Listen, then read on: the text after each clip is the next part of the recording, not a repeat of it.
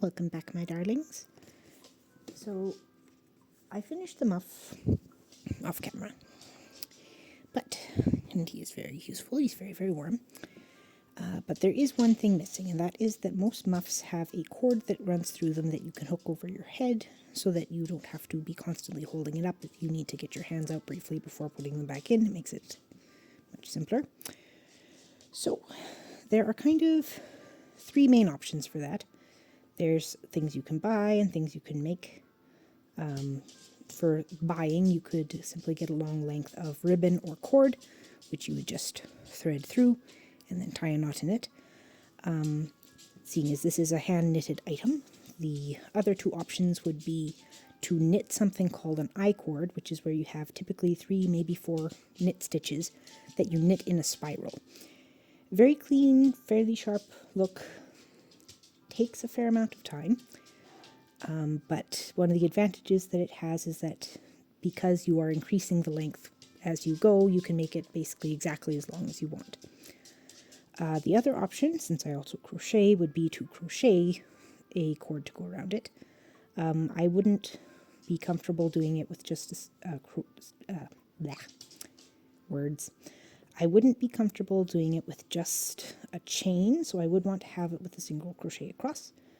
The disadvantage of that would be that if you don't know exactly how many chains you need, it can be difficult to adjust the length later on without just pulling the whole thing out. Thankfully, there is a workaround for that, and that is what I'm going to be doing here now. I'm going to be doing something called foundation chain single crochet. So foundation chain single crochet, 4mm hook with worsted weight yarn in this case, using this nice purple color. Doesn't technically, it's kind of right in between these two actually, but a foundation chain or foundation single crochet, you work the starting chain at the same time as you're working single crochets into it. It's very useful for if you know that you need a specific width but you don't want to do the math to figure out how many stitches you need to do in advance. I see it used most commonly for things like blankets, but I've used its application in a number of other places, especially if you have trouble with your chain turning when you're trying to work it. This the foundation single crochet can be a lifesaver. So I'm just got a length of yarn, got him on the spinner. I'm going to pop this guy. Actually, I'm going to put him up here.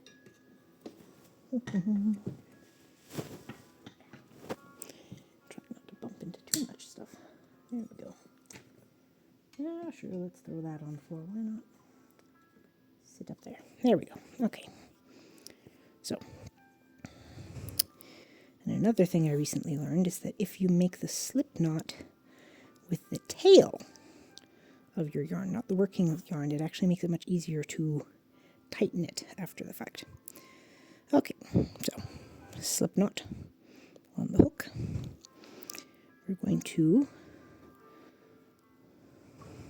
without tightening that chain, put 2 in here.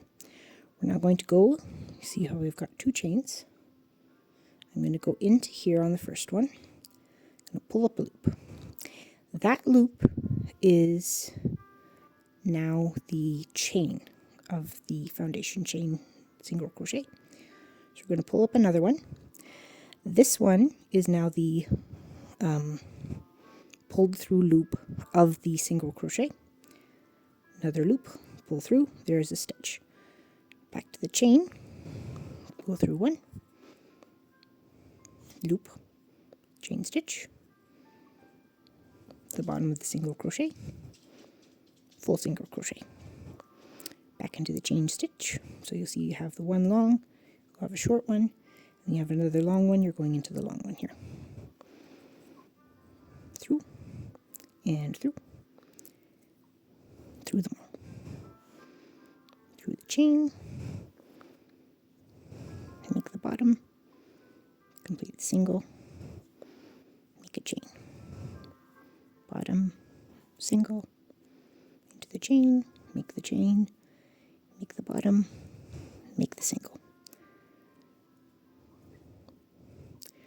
So I'm going to just keep doing this until I have got the appropriate length for going around my head and to my hands. I'm actually going to be making another muff after this because my mother-in-law, who is the sweetest lady on the face of the planet, has extremely severe arthritis in her hands that cause deformation, and she also suffers more in the cold. I have previously made her a pair of mittens that was specifically modified to be easier to put on, but with having finished my muff and seeing her recently, and I had her try it out, and it was just so much easier for her to get her hands into, so I have put in an order for more of this faux fur stuff because I honestly don't keep it on hand all that much, or at least not in the amount that I would need for this kind of a project. And I'm going to make another muff for her. And then the other advantage of this method for doing the cord is that I can just take a ball of yarn with me whenever it is completed, and then we can get it exactly the length that she needs it. Not that I think I'm single-handedly bringing back muffs as a hand-warming device, but I also kind of feel like I'm bringing back muffs as a hand-warming device. I know some people are just being nice when they say it, but I get a lot of comments when I've been out with my muff of people going, "That is such a good idea. I want that."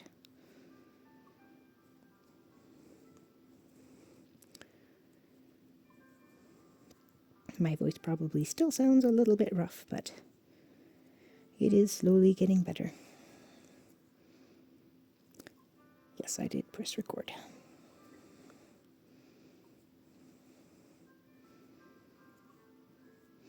I actually completely ran out of purple yarn very shortly after making the muff. I had a very small amount left, and I guess I can show you what's going on with that one too. A second here. I'm maybe a little distracted. I'm making a hat to match the muff, so I've got the remainder of that ball of yarn of the faux fur, and then this was the light purple, here's the dark purple, and that was all of both of those skeins of purple yarn. I didn't have any more, so for Christmas my husband got to buy me purple yarn.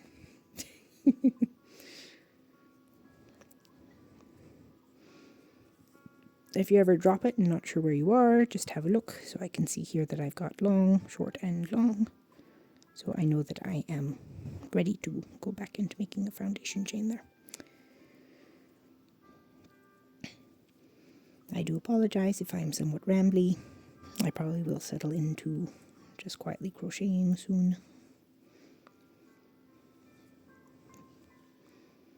We had a bit of a longer day today, but it was good.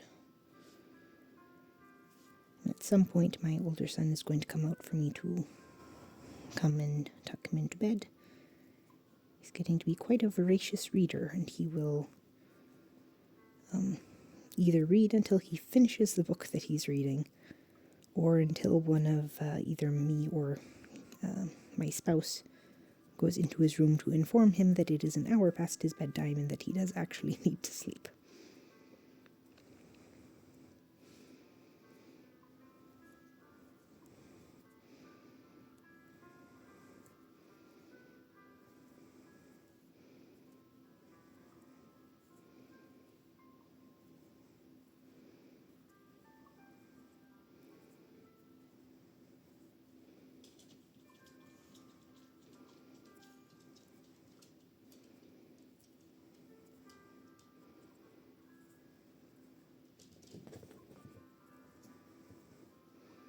Oh, there's my butterfly. Oh, and you can see the sleepy Sheltie too.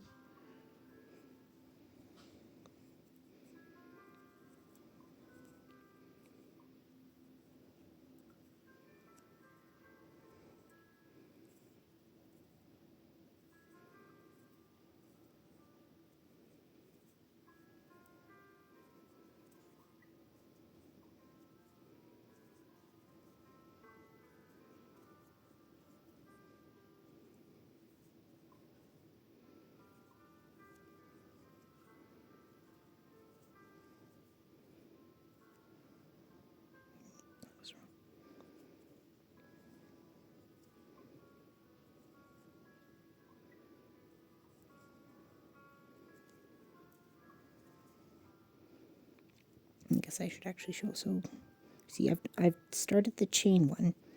So if you accidentally go through, it'll look very obvious quite immediately because you should have this, there should be a third one between those. So that's part of how you would know that you've pulled through too soon.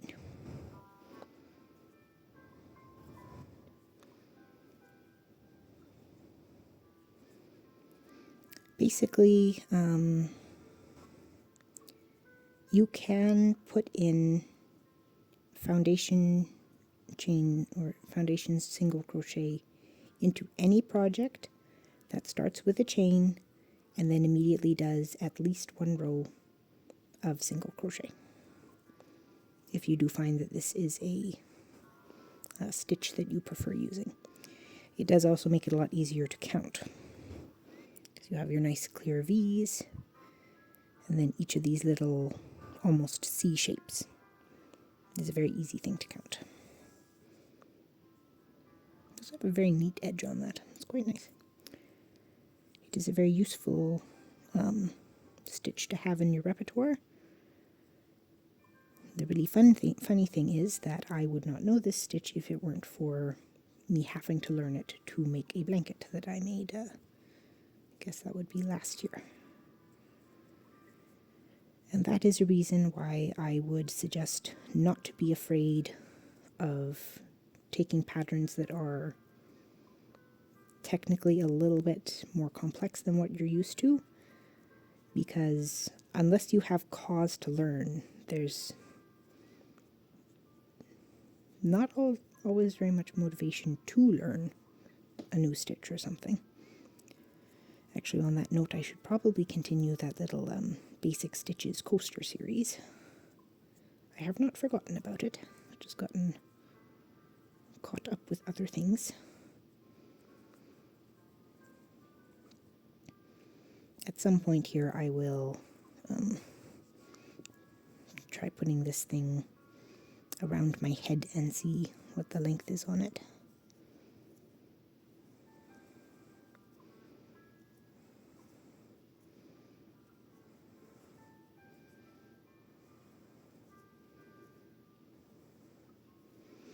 Another way you can kind of think of where you are is the angle of your hook, if you're doing this kind of in a straight up motion like what I'm doing, is that when you're going to the chain, you're angled down. When you come up from the chain, you're straight across. And when you're ready to do the single crochet itself, you're angled upward. But that only works.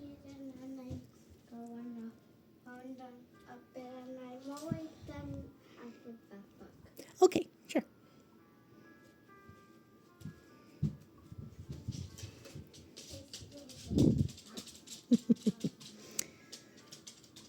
Apparently he's still got some energy. Yeah, so equal here. That angle thing only works though if you're doing it at where you're holding the chain part that you're building down and you're working like this. I guess it probably should be the same regardless of how you're holding the hook, but the angle at which you're working the project would be different, because if you're doing it like this, then it's going to be here, here, and then here. But that's just a visual thing you can kind of familiarize yourself with. It's not strictly necessary for the stitch process at all.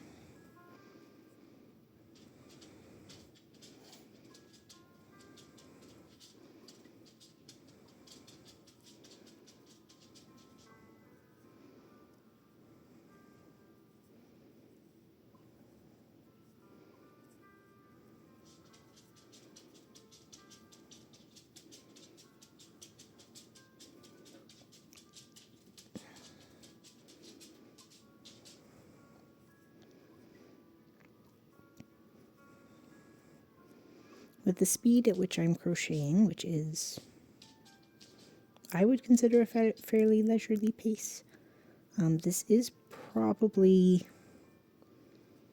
similar in length of time to knitting an I-cord.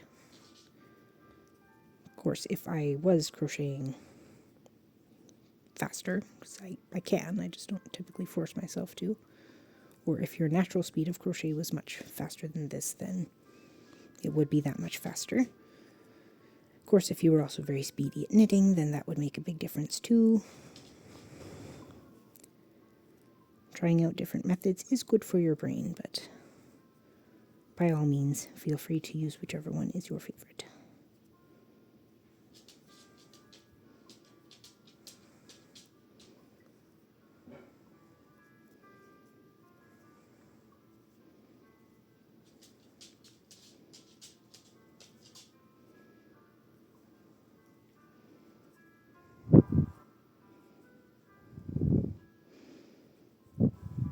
Mein Floof, it is not your supper time yet. You've still got about a half an hour.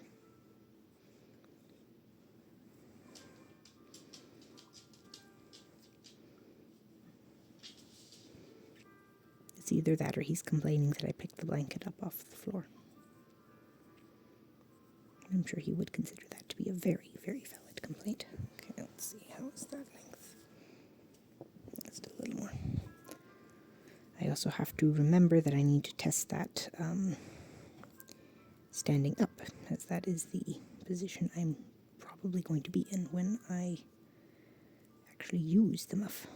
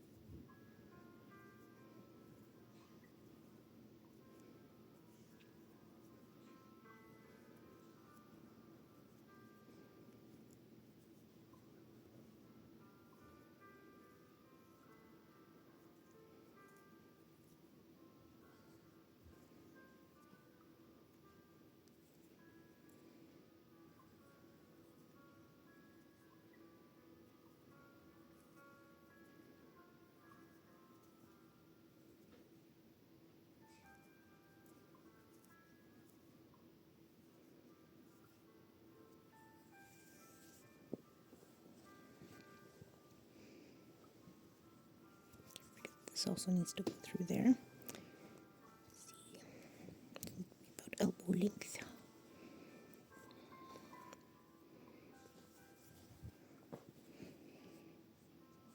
Yes, that's a little bit more than halfway now.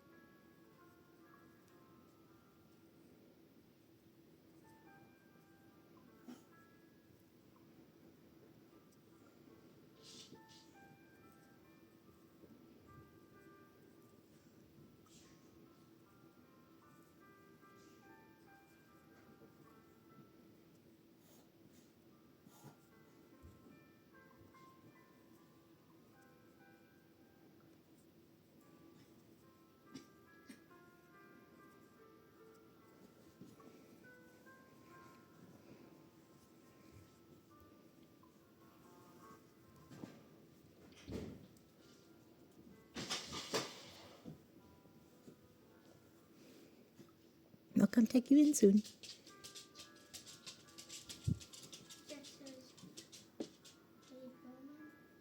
Yep, I'm almost done. So I would just check them out.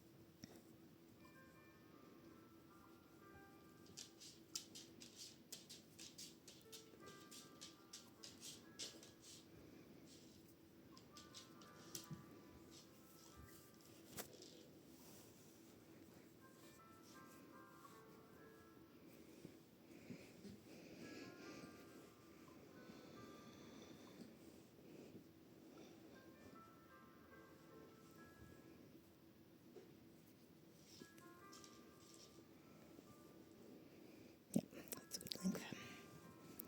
Okay.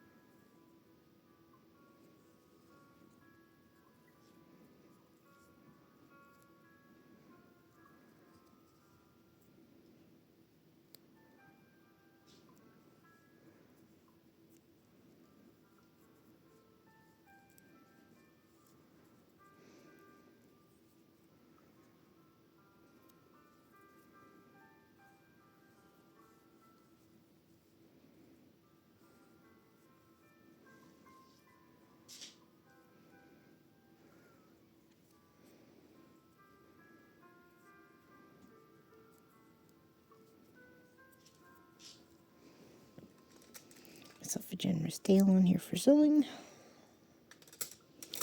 One nice thing about the fact that I use all my scraps for stuffing is that I don't really have to feel like a long tail is wasted, because anything that doesn't actually get sewn in will simply be stuffing in something else. Though admittedly I do find that a little bit harder when it's a really fancy yarn or something. Okay, so I'm going to go in between the stitch. Should be the stitch.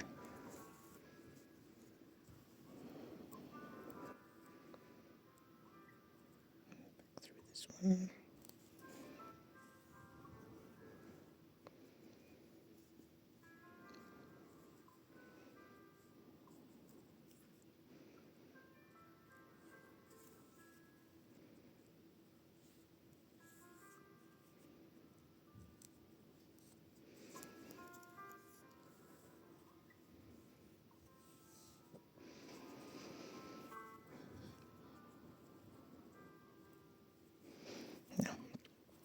This is not strictly necessary, but I'm going to tie a knot in these two just to give them a little bit of extra stability before weaving in the ends here.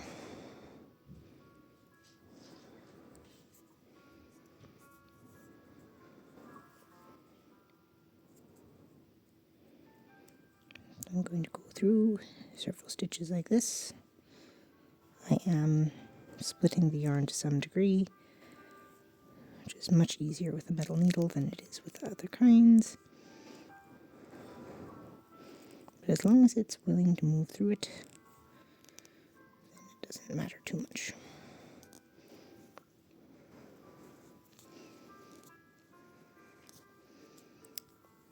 Good. Now, we are going to double back twice, because that is one of the most secure ways to secure the yarn, because that way if it gets pulled one way or pulled back the other, it has some counterforce, if you will, to keep it from getting pulled out.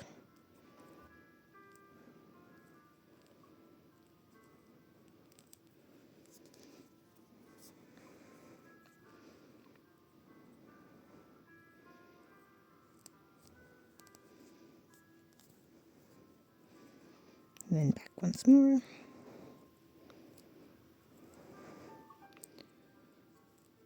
This part is probably only going to be really noticeable if you are a crocheter. So if I want to be fussy, I can always hide this end inside of the muff. There we go.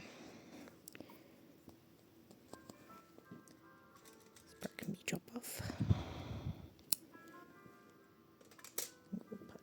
Join the pile of scraps.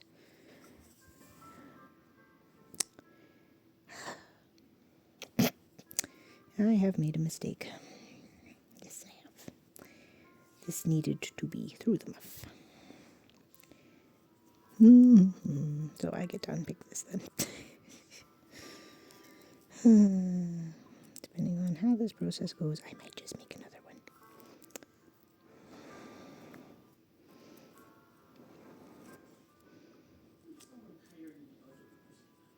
Anyway, I'm gonna mess with this next time.